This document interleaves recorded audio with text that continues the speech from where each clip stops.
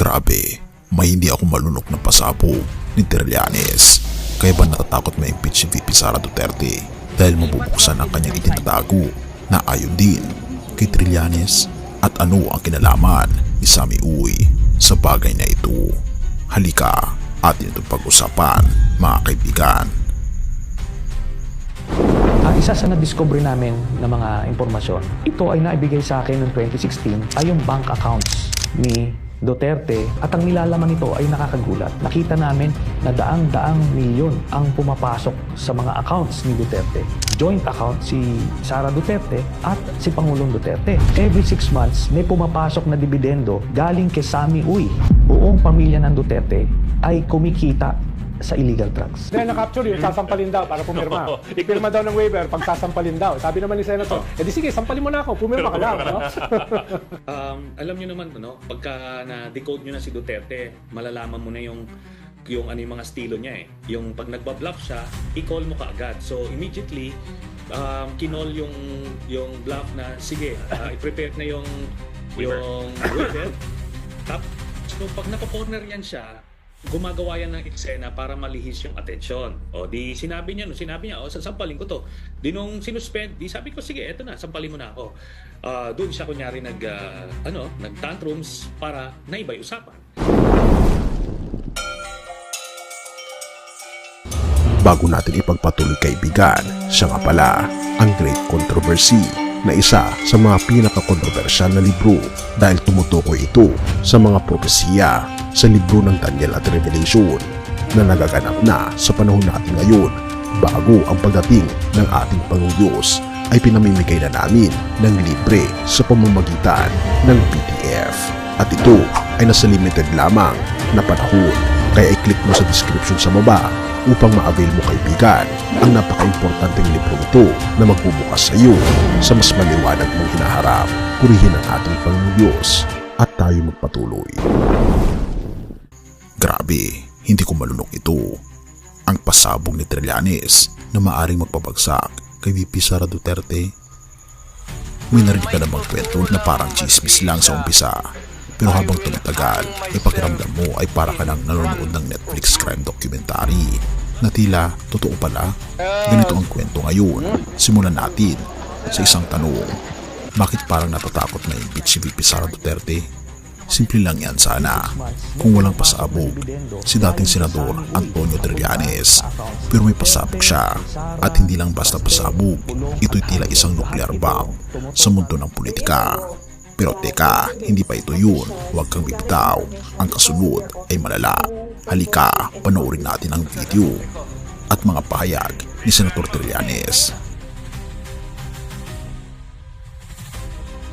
Naalala mo ba ang pangalang Sammy Kang Uy? Hindi siya artista, hindi rin influencer. Pero sa mundo ng kalakalan at politika, isa siyang tahimik pero makapangyarihang karakter.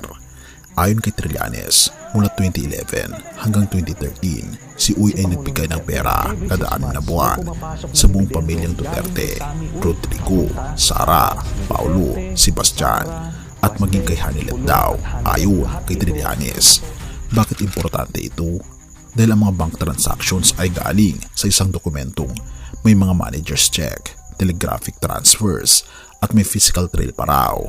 Pero ang mas nakakagigimbal, sabi ni Trillanes, si Sammy Uy ay hindi lang basta negosyante, siya raw ay sangkot sa illegal na droga. Nakakalungkot ito kung ito ay totoo kaibigan. Ngayon isipin mo ito, may perong pumapasok sa account ni VP Sara noong mayor pa siya ng Davao. Manager's check, malinaw na nakapangalan, legal, posible, pero kung galing sa kita ng droga, that's bribery ayon kay Trillanes. At ang tanong, alam kaya ni VP Sara ito kung saan galing ang pera? Maaari mong sabihin, marami namang ganitong paratang. Oo, pero ito ang twist. Ang source ng dokumento galing sa isang taong nagsabing kapamilya niya ang nasa loob ng isang government agency. At hindi lang yun, na-validate daw ito ng Anti-Money Laundering Council ayon kay Trillanes at kinumpirma rin noon ni Deputy Ombudsman Arthur Carandang bago siya biglaang sinibak. Coincidence ba o retaliation? Pero teka lang, habang sinasabi ni Trillanes ang lahat ng ito, lumutang ang pangalan ni Arturo Las Cañas, ang dating Davao Death Squad leader daw, na ngayon ay tumutulong sa ICC investigation laban sa mga Duterte. Sabi ni Las Cañas, si Duterte raw ang drug lord of all drug lords. Pero hindi lang siya ang nabanggit nito.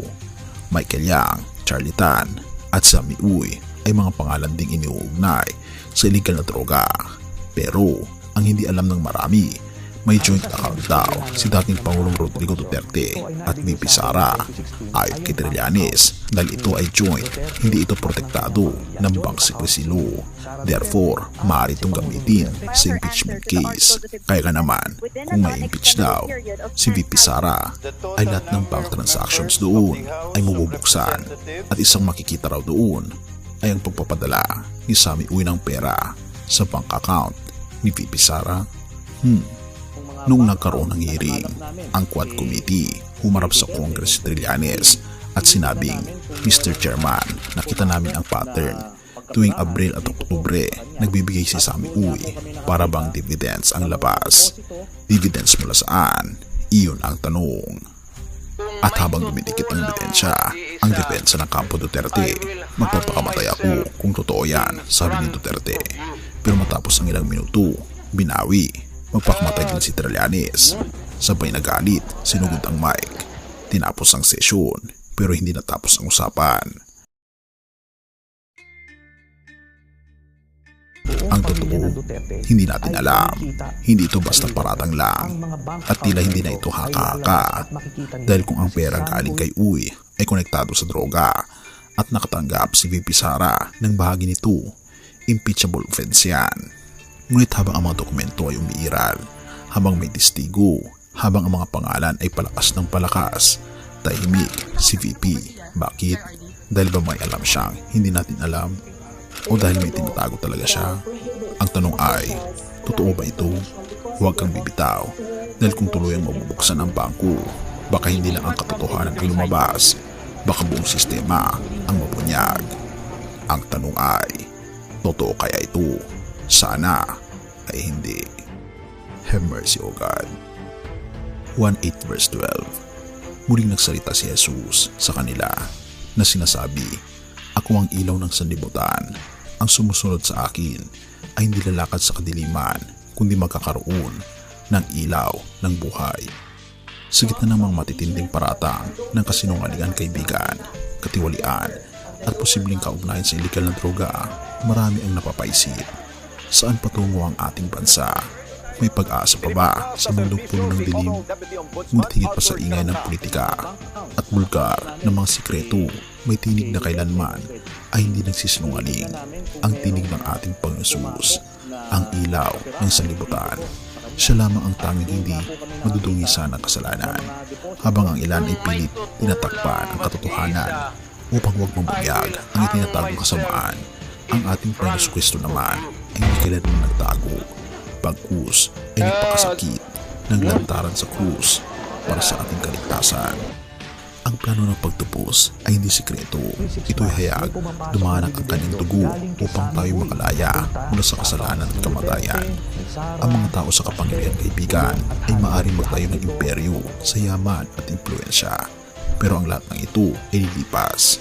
Ang tunay na kaharian na mananatili magpakailanman ay walang iba kundi ang kaharian ng ating Panginoon Jesus, isang kaharian ng katotohanan, katwiran at walang hanggang buhay.